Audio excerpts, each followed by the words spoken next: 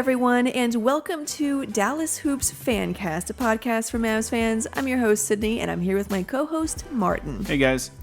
Thanks, guys, for listening. Remember, you can follow the show on Twitter at Dallas Hoopscast. You can follow me on Twitter at _Sydney Myers. And you can follow Martin on Twitter at Martin L. Myers. You can listen to all the latest episodes on DallasHoopscast.com. Tough loss. Mavs go down to the Clippers, 114-99. You know, there's a lot of things that, were frustrating. Obviously, in a loss, bad things happen. That's why you lose. But ultimately, I think what really happened is the Mavs got beat by a better team. I think the Clippers are just a better team. When the Clippers came to play, they came with, especially defensively, they've been hearing so much about the Mavericks offense, and they took it personally tonight as a personal challenge. And they did a great job. I mean, let's just be honest. They came with everything they had tonight to kind of put their foot down as, hey, you guys are a nice up-and-coming team, but you're not on the same level as us. And it sucks for the Mavs. It hurts because it's like, man, we got destroyed tonight by them. You can take it as a compliment that the Clippers took you seriously. And that's good to see because I don't think they took the Rockets seriously because I haven't seen I've watched a lot of Clippers games this year. I haven't seen them play defense like that. Yeah, they were locked in. They were locked in for the entire 48 minutes. Not 1 minute they didn't let up at all. Yeah. And so, you know, the Mavs, they took the Mavs seriously. They did a great job on them. They did a great job on Luka. And the Mavs got beat. I mean, they won 5 in a row. You're going to lose some games. Well, and the Clippers showed that, you know, their record might be similar. They might be close in the standings, but the Clippers have just another level that they can go to. And the Mavericks don't have that. Well, it helps when you have Paul George, Kawhi Leonard, Lou Williams, Montrezl Harrell. You basically have 2 MVP candidates. Yeah. A 6th man of the year every year who probably could be an all-star. Yeah. And Montrezl Harrell, who probably will win 6th man of the year this year. Yeah. And then Patrick Beverley is a really good role player. It helps when you have really good players, and they have just better players than the Mavericks. Yeah. And we have one guy that's on their level, and they crowded him. Literally, every time Luka had the ball, there's 4 or 5 guys around him. Yeah, they definitely slowed down Luka, so he finished with 22 points, but on 4 for 14 shooting. Now, he did shoot 16 free throws and made 14 of them, but they found a way to kind of take him out of it. I didn't think he really had an opportunity to go off or to take over or to show the kind of like Luka magic that we usually see. And then, outside of that, you know, their role players have been hot lately, but we've asked, you know, every episode here is how long is this going to last? Because this has not been the norm for the past however long these players have been here. Well, and I think you saw with Tim Hardaway Jr., with all due respect to him, he's just not a star. And you saw against other teams, he can get hot and he can play well. But when when you're going against championship level teams, you have to be able to create your own offense despite the defense. And this whole thing, defense wins championships, it's a load of crap. I mean, I know it won tonight. It won tonight, but that's just because the Mavericks offense wasn't good enough. And it's because they have one true legit star right now. Now, Porzingis will be a star. He's just not Porzingis yet. But having another guy out there that can really make a play and make a shot, no matter how good the defense is, those are the guys that help you to win. And Tim Hardaway just isn't there yet. But you saw glimpses, if you have that guy, how good you can be. Yeah. Like the hot streak that he's been on. It just shows you. Yeah, when you have a player that's playing at that level, how good it makes your offense. Now, if only he could do that consistently. And he's been shooting like 80% from the floor as a starter, literally. Doesn't have to continue that, but just that level where he can be that third guy. Yeah, and you saw like Dorian played great defense on Kawhi. He did. Kawhi still made a lot of his shots because Kawhi is a superstar. Yeah. And that's what stars do. No matter how good your defense is, they put the ball in the basket. That's what Michael Jordan did. That's how Michael won. That's how Kawhi won the championship. Tim Hardaway is just not at that level. If you play really good defense on him, it's really going to shut him down. Yeah. So, but I don't want this isn't it's on not. It's not Hardaway. No. Yeah, it just. I'm not saying that it just is. came up. Yeah. Yeah. The problem was that their role players had been hot, and tonight they just weren't. They missed a lot of shots. Yeah. Okay, so you talked about the Clippers defense, and one thing that Rick talked about in his post game interview was the physicality. This is the third time that I've seen a team be super physical with Luka. Now tonight it was the whole team against the entire Mavericks. But I thought the Clippers played it a little more straight up than other teams. Like other teams, I feel like they're just trying to get under his skin, whereas I think the Clippers were just playing it hard. Do you think they went too far with that, or like were you okay with that, or how do you think that affected Luka? I don't think it really affected him. Luka, to me, was smart when he recognized the physicality of the game. He was driving it a lot. He got a lot of free throws. And that's what you have to do. The teams that play really physically like that, you have to drive. You have to put them in a position to foul. Because, like, they were just swiping at everything, jumping at everything. You got to force him to foul you. And I think Luka understood that. I don't think anybody else on the team did. Yeah, that was one thing that we noticed was it seemed like everybody else was afraid to drive it. Yeah. There was long stretches where they would just pass it around the perimeter, and I was like, someone's going to have to do something. They didn't want to get hit. I guess. And you got to want to get hit. Unfortunately, you have to thrive off that. I think one player that thrives off that really well is Barea. Yeah. Obviously, if you listen to this podcast, you know I believe Barea should be playing.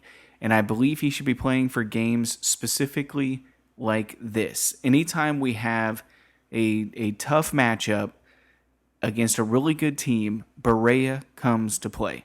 And he shows up and he plays well. And that's the kind of guy that you need to help Luka and Porzingis right now, because the other guys you saw, they were kind of shell-shocked by the whole game. They were thrown off by the physicality. Seeing Kawhi and Paul George on the other side, I thought they got intimidated. Now, Barea played 16 minutes. Some of that was in garbage time. Interestingly, he was the only player outside of Justin Jackson who also only played 2 minutes of garbage time. He was the only player with a positive plus-minus. He was +5. The 16 minutes, we'll say minus garbage time, that's 13 to 14 minutes. Do you think that was enough? Are you saying that he should play every game this many minutes? Yeah, I believe JJ should be playing every game. I think he should be coming off the bench, and I think that obviously that means somebody's minutes are going to go away, and a lot of people don't want to hear that. In my opinion, the minutes need to be taken away from Jalen. It's not that Jalen did anything wrong. Jalen's a nice, promising young player. But if you want to win big-time games, or if you want to win more consistently, you got to play big-time players. Big-time players, and JJ has a history of being a big-time player.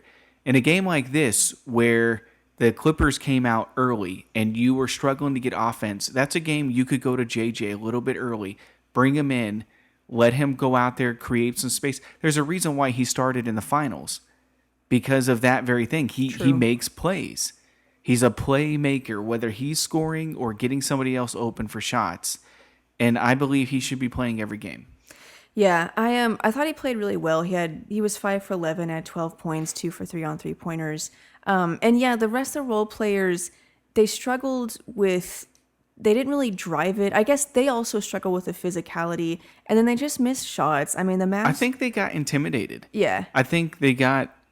Now, okay, I want to say something about that, because a lot of people on Twitter are saying that the Mavericks got punked and showed that they're soft.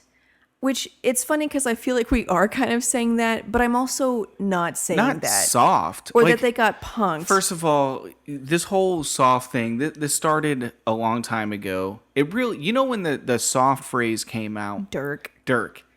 That was never used in the league until somebody decided to use it with Dirk. Yeah. People believe that if you're not pushing back or you're not physical back, you're soft.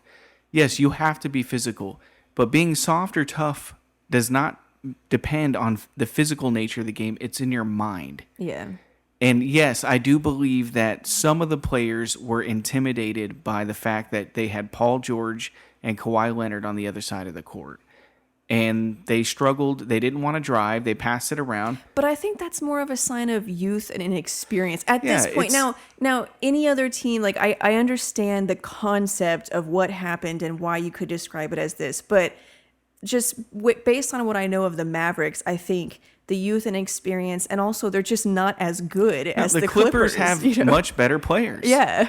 They just have better players. And the Clippers decided to come out to play. And you lost. It's not the end of the world.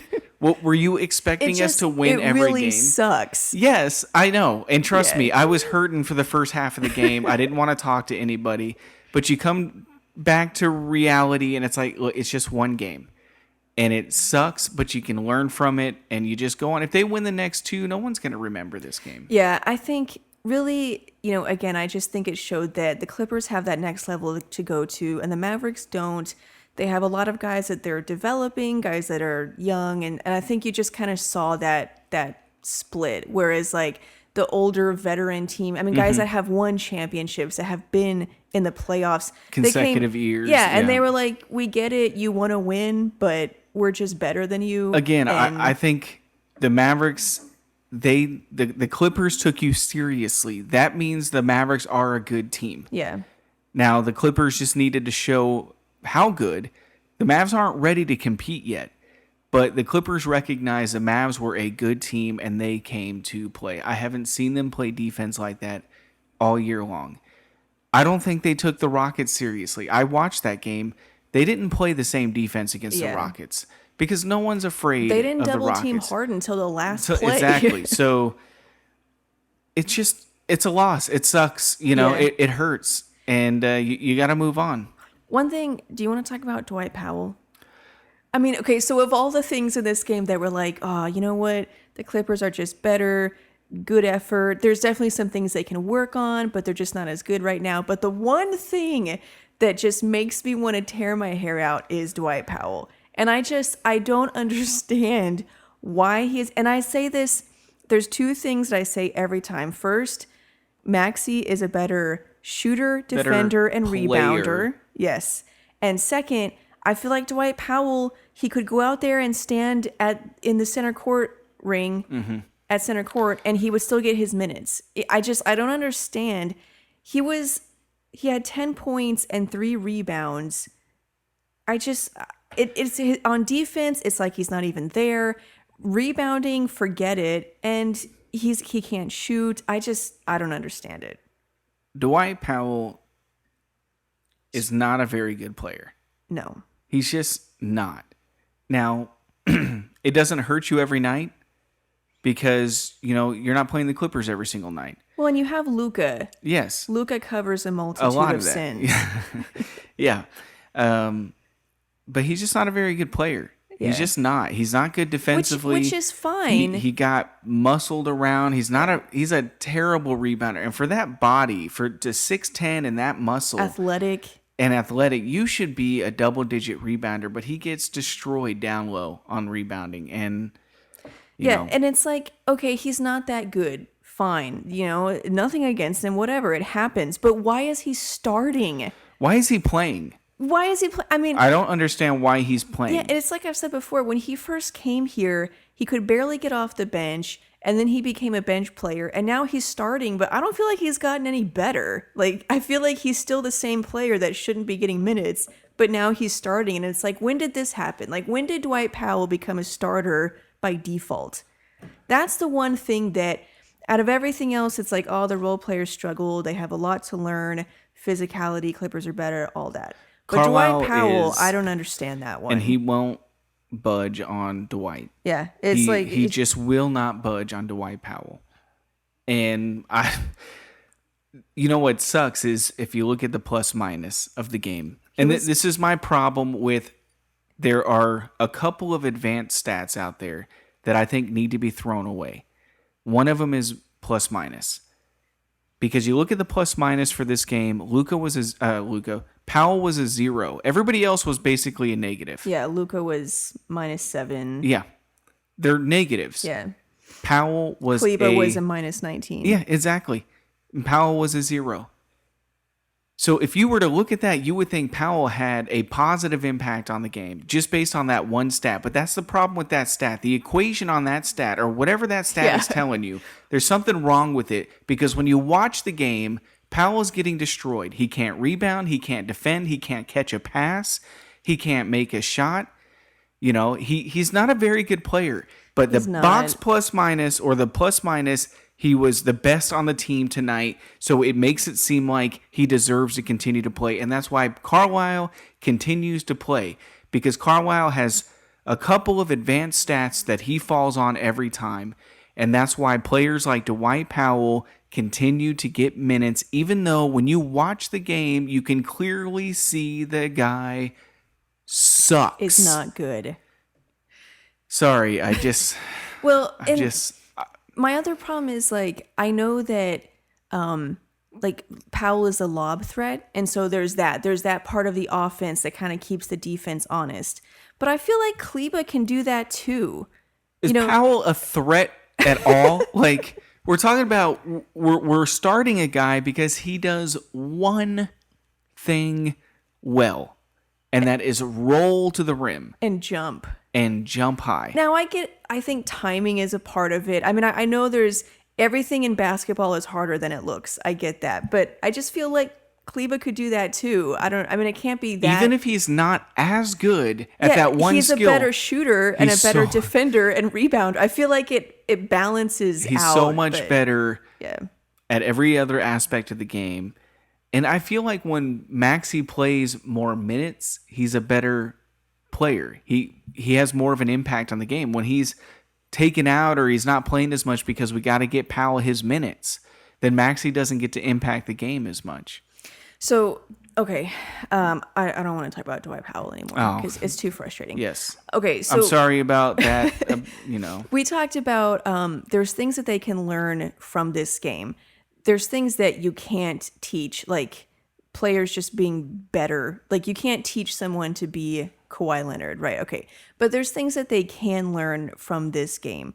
Like, if you had to think of the number one thing that the Mavs can improve on in the next game going forward, what would it be? Well, the next game, you just go back to what you've been doing.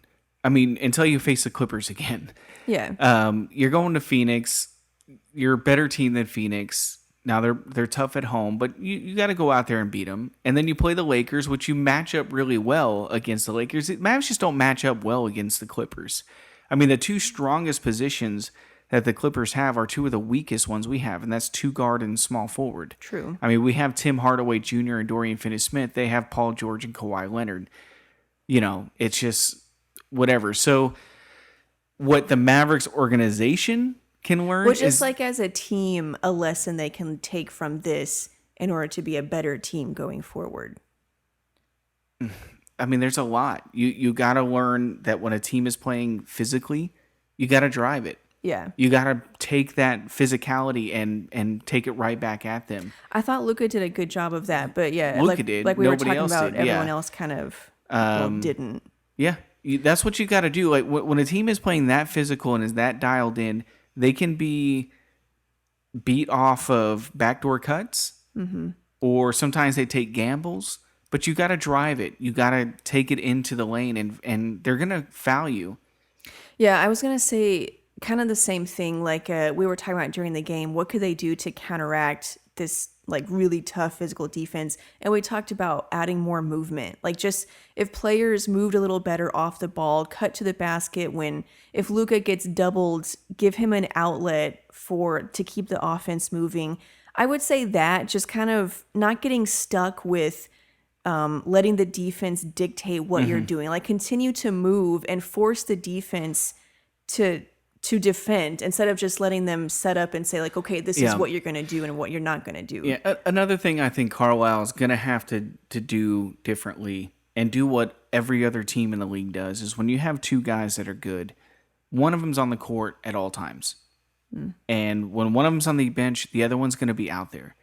And we had a lineup tonight where, we do all the time. We always have five bench guys against a contending team, a real good team. When you play Milwaukee, the Clippers, and and those teams, you can't have 5 scrubs out there going against, because they kept either Paul George or Kawhi on the court the entire time, and they have Lou Williams. Yeah, we saw that against the Rockets. There was a stretch where it was just bench guys, and like, man, they were really struggling. And the Rockets were kind of chipping away at the lead. Mm-hmm. And so Carlisle put Luka and Porzingis back in. In this game, I thought he waited really late in the... Like, he put Luka and Porzingis back in at their normal time, 6 minutes. But by that time, like, it was I was like, you're down by 20. If you want to make a run, you're going to have to put them in earlier. But we're not even going to talk about... I mean, it's just like, can you just be a little flexible with, like, understand the situation? I felt like when it became a 14-point lead with 8 minutes to go, that was a good time to bring back your starters. Or like, there was a dead ball, and he brought in, I don't know who, it was 1 or 2 players. And then, like, a minute later, he brought in Luka and Porzingis. And we were like, why didn't you bring them in at the next? It wasn't even a minute. Ball? It was literally the next possession. As soon as the ball was inbounded, he goes like, why didn't you just bring him in? It was a waste of a minute. Yeah, so, like, that kind of, like, flexibility with those rotations, that's frustrating. But, you know, like, things they can learn, the movement, I think, whenever Luka is getting doubled or whenever the defense is focusing on him, keeping the offense moving, like, don't let the defense just control everything. Yeah. And the second thing is really just a mental thing, but being ready to match that intensity. And I think that's when you're not expecting it, I understand it's hard to adjust to it. But again, just keep taking it at them. Yeah, you saw a team on one side who's a veteran playoff team, and they know what playoff basketball is like, and they brought playoff basketball tonight. And you saw another team that hadn't sniffed the playoffs in I don't know how many years. I don't think anybody other than JJ. I don't know if anybody's been in the playoffs. Yeah, they don't even know what that kind of play is. And like, and you saw it against the Knicks in New York. Although the Knicks suck, the environment, the hostility of the environment was a playoff atmosphere. The magnitude of the moment. Yes, and they didn't play well. So they got to learn that. Now, having some veterans that can play, JJ, would help. If they get a trade for Iguodala, which is the rumors right now, that'll help. But you really need... You need a guy that can score. Yeah, I think, like, obviously Luka and Porzingis have playoff experience. I mean, Luka especially won championship and MVP and all that in EuroLeague. But as a team, they don't have that playoff experience. And I think you saw that in games like this, for like the Knicks game. Like we were saying earlier, the Clippers took it to another level, and the Mavericks they've never done that as a team. Yeah. They've never done it as a team. They don't know how to do it as a team. They just don't have that experience. And so it's like all these, there are some things that are frustrating, but I think like one of the things that makes me down the most is just like they're just not good enough to win that game. You learn from this game. I mean, it's possible they learn enough, and the next time they play them, they're ready. Yeah. Well, and Carlisle himself even said that he didn't get them ready. They didn't have them ready. Yeah, for the physicality of the game. Yeah. And of course, I don't think they were expecting that because they hadn't played that style, that defense all year.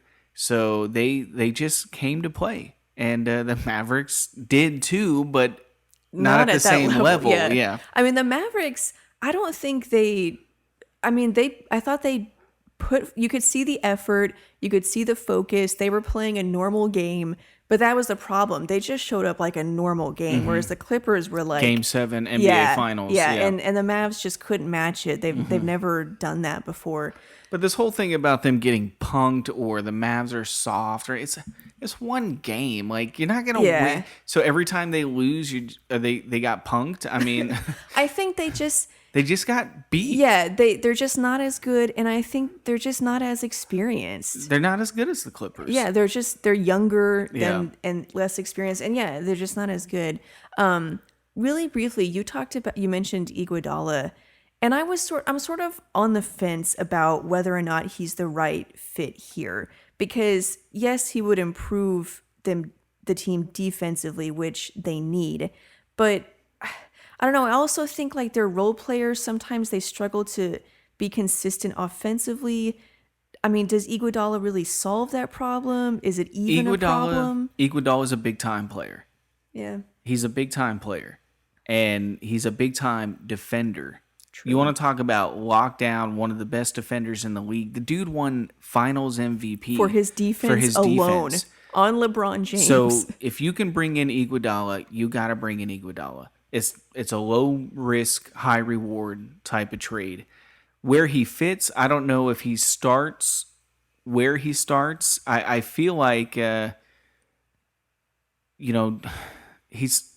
does Dorian continue to start? As much as I love Dorian, with all due respect, Iguodala is just a better player. Yeah. Now, I do think what the Mavs would end up doing is whether he starts or not, he's going to be closing the game. Yeah. And the Mavs will kind of play a smaller lineup with Porzingis at the 5, Finney-Smith, Iguodala, Tim Hardaway, and Luka.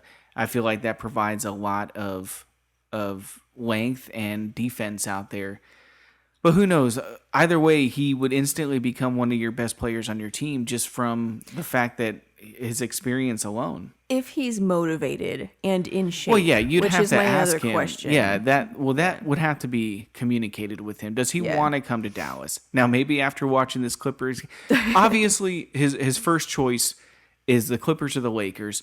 The Grizzlies have no desire, apparently, to trade him. I don't blame them. And I don't either. Yeah. So if we can get him and he wants to come here and make the playoffs, you got to take him. Well, and see, that's the other thing is I think it's a win now move because, one of these young players that the Mavericks want to develop, maybe Finney-Smith, maybe Wright, would lose minutes. And you'd be giving it to an older guy. Yeah, just a 1-year deal, but I think it's a win now move, and that's why I don't think they're going to do it. I don't think it takes minutes away from Finney-Smith. Oh, okay. Yeah, I think it's going to take minutes away from somebody. Yeah, and I don't know who that is yet. I would think it would be, if JJ's not going to play, it would be Jalen. Oh, okay. Yeah, and the Mavericks would kind of run more with bigger guards. But still, I mean, they're obviously committed to Brunson, so. Yeah, I like Brunson. Yeah, I do. But we're talking about a second-year, second-round pick. And yes, he showed promise that he might be a player, but let's not act like he's shown us promise that he's a future all-star. He's just not. He will find a place either on the Mavs or in the league as a rotation guy, perhaps. But he's a second-year player. Let's think about this realistically. Stunting the growth of Jalen Brunson, his ceiling is not like he's going to have a huge impact on the team. True. And you're not losing him. You're still going to have him next year. You can still develop him for the rest of the season, but you got to win. Yeah, I ultimately this game, I blame it on the jerseys. I really do, because I think it sapped their confidence knowing that they were wearing those jerseys. So I think that's what it came down to. I blame it on the Clippers just being a better team. Yeah. And like Carlisle said, they came out physical. Porzingis said they came into the game like, we want to beat their A's. They have a little more attitude. They had a little more attitude than we did. We got punched in the mouth a little bit. On to the next one. And that's how I feel. I feel like they came into it like they are going to destroy you. Yeah. And the Mavericks were like, another game, Hope we win. Yeah, and I just don't think they were ready. Luka didn't speak to the media. Yeah. That's what happens when you're 20. It's just... It's the end of the world. It's just one game, and the next game in Phoenix, they go on the road, they win. Nobody remembers this one. But, he didn't play well. Like, he didn't shoot very well. And it just wasn't a Luka game like he's been having. So, I mean, I understand. He's probably pretty torn up. He was 0 for 8 on 3-pointers. So they just weren't dropping tonight. And they had been over the last couple games. And he wasn't the only one. I mean, Porzingis was 4 for 13. Yeah. The Clippers defense. Yeah. Sorry, Kleba was what? Well, no, just everyone. Kleba was 0 for 2. Brunson 1 for 6. Wright 1 for 3.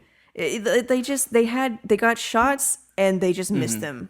And, and I'll say this: so if we get Iguodala and we start playing JJ more, the team goes up a tier because now you're adding Iguodala, who is a championship level defender, a championship level player Like, he makes plays, even if he's not the best 3-point shooter, but when you need one, he makes it.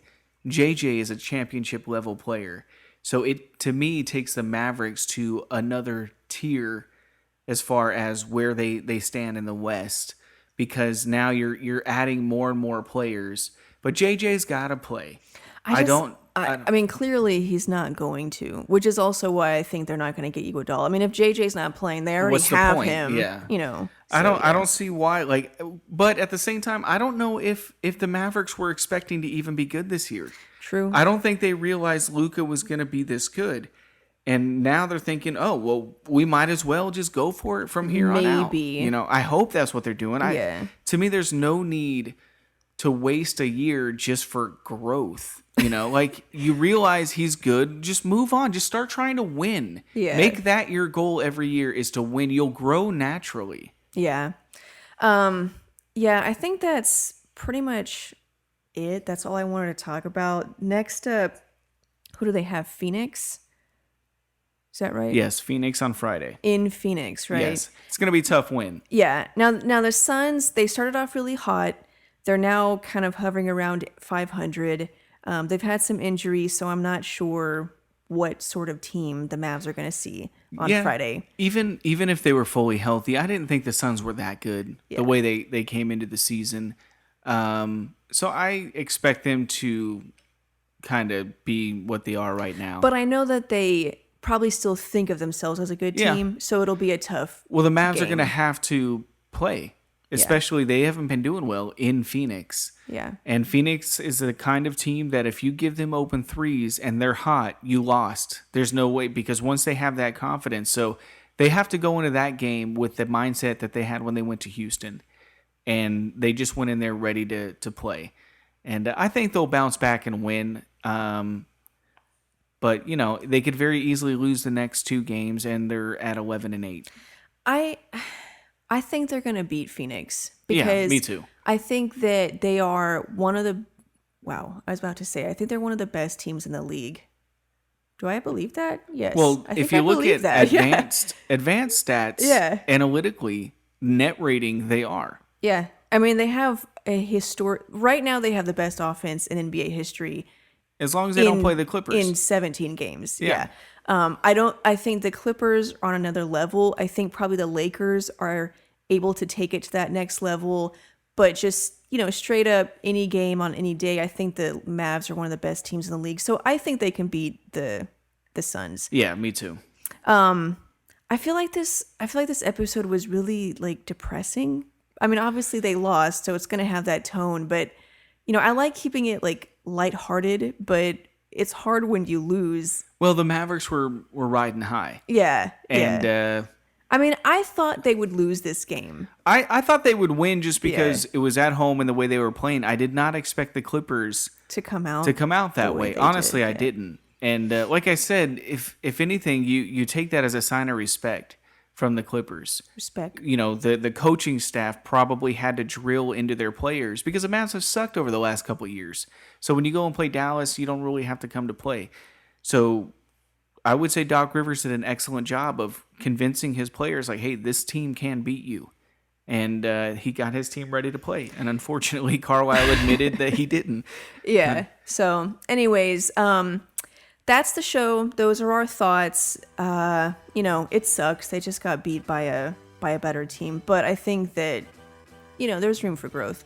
Let us know what you guys think. Again, you can send us a message on Twitter at DallasHoopsCast. I'm at _Sydney Myers. Martin is at Martin L. Myers. Let us know what you think of the game. What do you think about the physicality of just all of it, really? You guys always do. So thanks for that. Thanks for listening. I think that's it. We'll see you guys in the next episode. Bye.